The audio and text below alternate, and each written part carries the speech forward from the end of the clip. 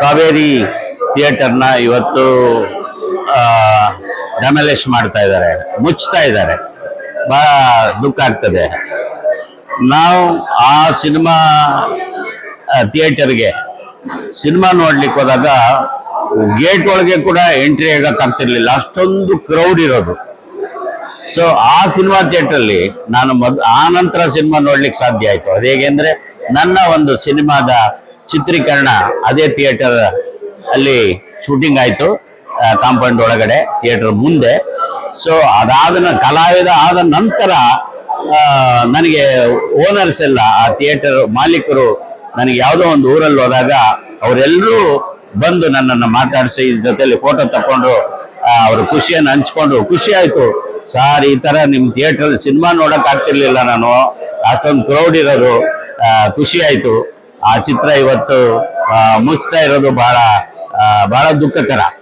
ಆದ್ರೂ ಆ ಜಾಗದಲ್ಲಿ ಒಂದು ದೊಡ್ಡ ಕಾಂಪ್ಲೆಕ್ಸ್ ಬಂದೇ ಬರುತ್ತೆ. ಯಾಕೆಂದ್ರೆ ಒಳ್ಳೆ ಜಾಗದಲ್ಲಿರುವಂತ ಒಂದು ಥಿಯೇಟರ್ ಇದ್ದಂತ ಜಾಗ, ಅಲ್ಲಿ ಆ ಥಿಯೇಟರ್ ಮತ್ತೆ ನಮ್ಮ ಮಲ್ಟಿಪ್ಲೆಕ್ಸ್ ಥಿಯೇಟರ್ ಆಗಿ ಬರ್ತದೆ. ನಾವು ಅದನ್ನ ಮುಚ್ಚಲಿಕ್ಕೆ ಸಾಧ್ಯ ಇಲ್ಲ.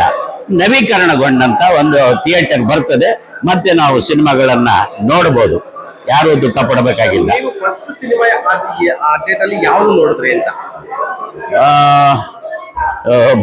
ನಮ್ ಕನ್ನಡ ಸಿನಿಮಾನೇ ನೋಡಿರೋದು ನಾನು. ಆನಂತರ ಒಂದು ಹಿಂದಿ ಸಿನಿಮಾ ಕೂಡ ನೋಡಿದೆ. ಸೊ ಯಾವ್ದು ನೋಡಿದೀನಿ ಅನ್ನೋದು ಬಹಳ ವರ್ಷಗಳ ಹಿಂದೆ ನೋಡಿದ್ದಲ್ಲ, ಮರ್ತಿದ್ದೀನಿ.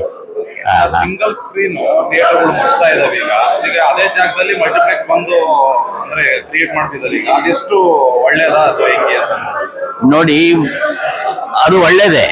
ಯಾಕೆಂತಂದ್ರೆ ಈಗ ಥಿಯೇಟರ್ಗಳೆಲ್ಲ ಒಳ್ಳೆ ನವೀಕರಣ ಆಗಿರುವಂತ ಥಿಯೇಟರ್ಗಳೇ ಇವಾಗ.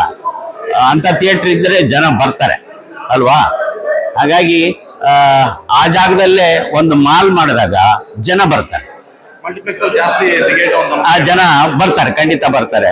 ಏನ್ ಬಟ್ಟೆ ತಗೊಳ್ಲಿಕ್ಕೋ, ಊಟ ಮಾಡ್ಲಿಕ್ಕೋ, ಏನ್ ಬೇಕು ಎಲ್ಲ ಸಿಗ್ತದಲ್ಲಿ. ಹಾಗೆ ಒಂದು ಟೈಮ್ ಪಾಸ್ ಮಾಡ್ಲಿಕ್ಕೆ ಒಂದು ಸಿನಿಮಾ ಕೂಡ ನೋಡ್ಕೊಂಡು ಜನ ಹೋಗ್ತಾರೆ. ಒಳ್ಳೇದೇ, ಮಾಡ್ಲಿ ಅಲ್ವಾ. Thank you.